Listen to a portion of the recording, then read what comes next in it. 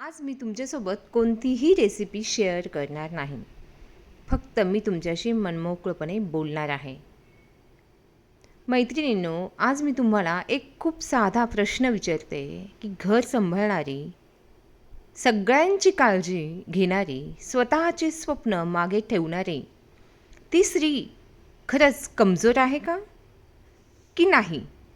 आजची स्त्री फक्त ही घरापुरती मर्यादित नाही, तर ती बिझनेस करते, ती स्पेसमध्ये जाते, ती यूट्यूबवर लाखो लोकांना इन्स्पायर करते. म्हणूनच 8 मार्च जागतिक महिला दिनानिमित्त मी हा व्हिडिओ तुमच्यासाठी घेऊन आलेली आहे. 8 मार्च हा दिवस फक्त सेलिब्रेशन नाही आहे, तर हा दिवस आहे स्त्रियांच्या जिद्दीचा. वाटते ना तुम्हाला? व्हिडिओ पुढे पाहण्याआधी एक काम करा.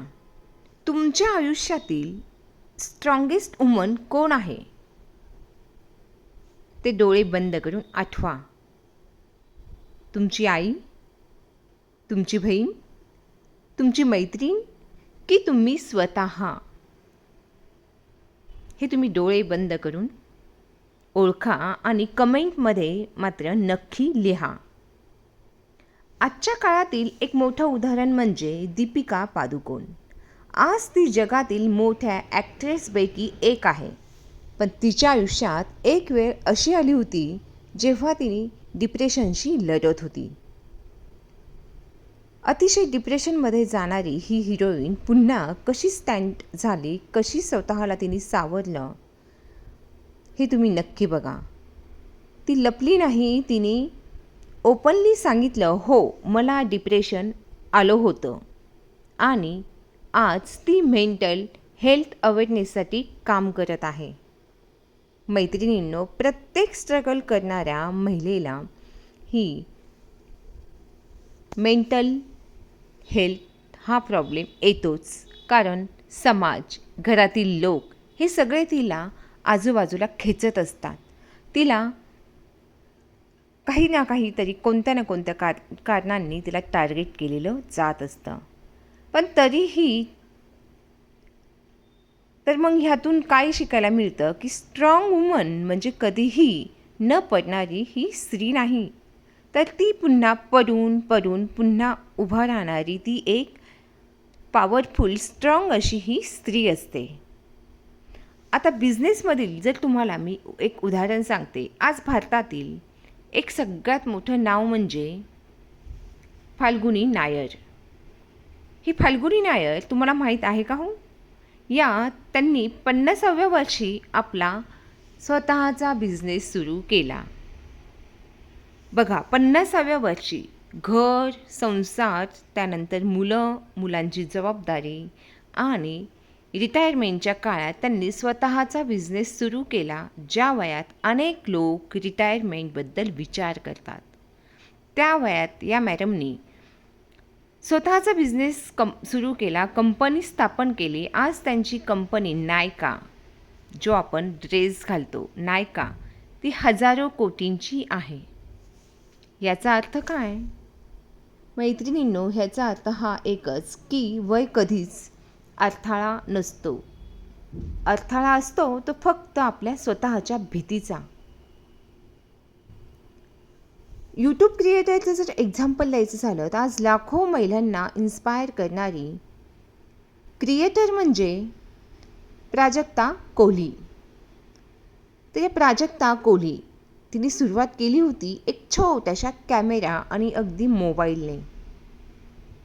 आणि या छोट्याशा कॅमेरा आणि मोबाईलने आज तिचे मिलिनियर्स फॉलोअर्स आज यूट्यूबवर आहेत.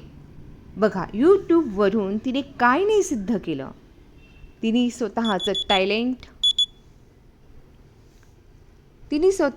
टॅलेंट असेल तर मोबाईलसुद्धा आपलं करिअर बनवू शकतो. मैत्रिणींनो, बघा, सगळ्या महिलांची स्टोरी इतकी सोपी नसते. आजही अनेक महिला घरात सपोर्ट मिळत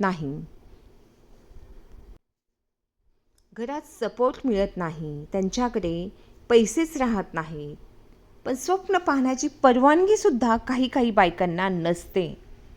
पण अनेक स्त्रिया कित्येक वर्षानुवर्ष करून ते सहन करत राहतात. पण एक गोष्ट लक्षात ठेवा, सहन करणं हे म्हणजे खूप महान असं काम नाही आहे मैत्रिणींनो. स्वतःसाठी उभं राहणं हे खूप महान आहे. डॉक्टर बाबासाहेब आंबेडकर म्हणतात की जर तुमच्यावर अन्याय होत असेल तर अन्याय करणारा तितकाच दोषी आहे, पण त्याहून अधिक जो अन्याय सहन करतो तो त्याच्यापेक्षाही 10 पट दोषी असतो.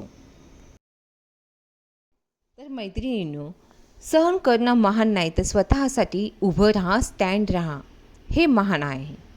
आजची स्त्री ही बदलत आहे. ती अनेक गोष्टी शिकत आहे. प्रत्येक क्षेत्रात ती आज कार्य करत आहे, काम करत आहे आणि अर्निंगसुद्धा करत आहे. ती स्वतःचे डिसिजन ती स्वतः घेत आहे. आणि जेव्हा ही डिसिजन घेणारी स्त्री, अर्निंग करणारी स्त्री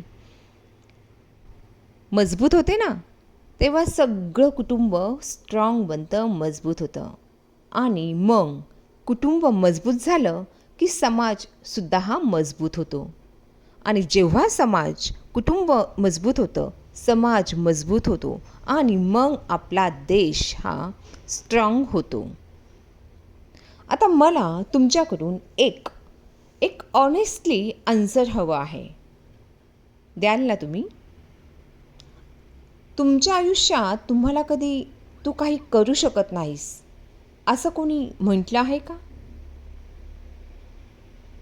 जर असं झाले असेल ना, तर प्लीज कमेंटमध्ये फक्त एक शब्द लिहा की मी थांबणार नाही.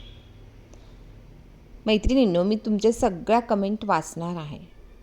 लक्षात ठेवा, स्त्रीला कोणीही ताकद देत नाही. तिला स्वतःची ताकद बनवावी लागते. आणि म्हणूनच ती बनतेसुद्धा. ती स्वतःची ताकद स्वतः बनतेसुद्धा.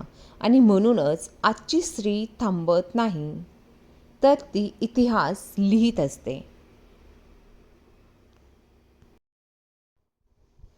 स्त्री ही फक्त नाती जपणारी नाही आहे, तर ती तिचे स्वप्न पूर्ण करणारी असते. ती फक्त घर सांभाळत नाही, तर ती संपूर्ण जग सांभाळते आणि घडवते. जेव्हा एक स्त्री स्वतःवर विश्वास ठेवते, तेव्हा तिच्या आयुष्यातील सगळे दरवाजे उघडतात. आणि मग म्हणूनच आज या महिला दिनानिमित्त फक्त एक वचन स्वतःला द्या